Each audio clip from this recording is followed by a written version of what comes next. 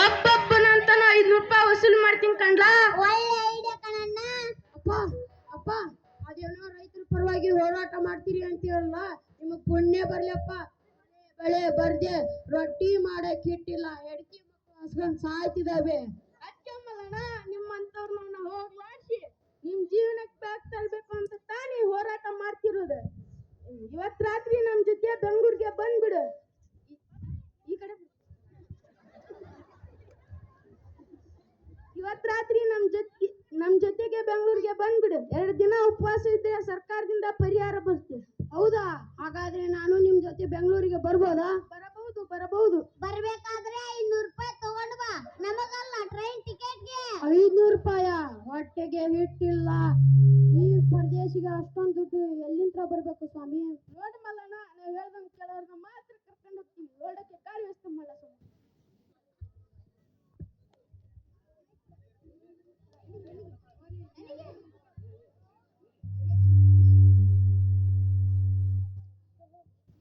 ಅಪ್ಪ, ನಾನೇನು ಈ ಊರಲ್ಲಿರಲ್ಲ.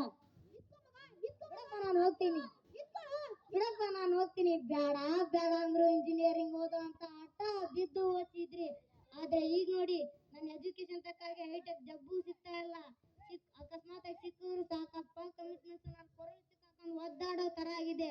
ಅದಕ್ಕೆ ನಾನು ನಿರ್ಧಾರಕ್ಕೆ ಬಂದಿದ್ದೀನಿ. ಆ ನಿರ್ಧಾರಕ್ಕೆ ಆಗಲ್ಲ ಅಂತ ಮಾತ್ರ ನೀವು ಹೇಳಬಾರ್ದು. ನೀನು ಓದ್ಗೋಸ್ಕರ ಇಷ್ಟೆಲ್ಲ ಖರ್ಚು ಮಾಡಿರೋ ನಾನು ನಿನ್ ಮಾತಿಲ್ಲ ಅಂತೀನ. ಏನ್ ಹೇಳಪ್ಪ ಅದು? ಅಪ್ಪ, ಹೇಗಿದ್ರು ನಮ್ಮ ತೋಟದಲ್ಲಿ ಮೊದ್ಲಿನ ತರ ಬೆಳೆನೂ ಬೆಳೀತಾ ಇಲ್ಲ, ಭೂಮಿಲಿರೋ ಫಲವತ್ತವನ್ನು ಉಳಿಸ್ಕೊಳ್ಳಿಲ್ಲ. ನಾವು ಹಾಕ್ತಿರೋ ಬೋರ್ವೆಲ್ ನೀರೆಲ್ಲ ನೀರೆಲ್ಲ ಪಾತಾಳ ನೋಡ್ತಾ ಇದೆ.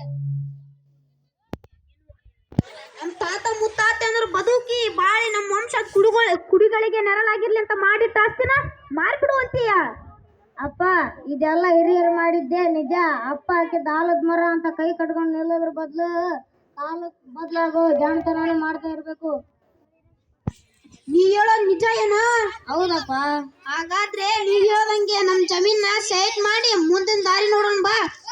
ಯಜಮಾನ್ರೆ, ಚಿಕ್ಕ ಯಜಮಾನ್ರೆ, ನಮ್ ಭೂಮಿನ ಮಾರಿದ್ರೆ ಅಷ್ಟೊಂದು ದೊಡ್ಡ ಲಾಭ ಬರುತ್ತಾ? ಹೌದು ಮಂಗಣ್ಣ. ಹಾಗಾದ್ರೆ ನನ್ ಭೂಮಿನೂ ಹೆಚ್ಚು ಕಮ್ಮಿ 4 ಎಕರೆ ಐತೆ. ಅದ್ರಾಗ 1 ಎಕರೆ ಪೂರಾ ಹಾಳಾಗಿದೆ. ಮಳೆ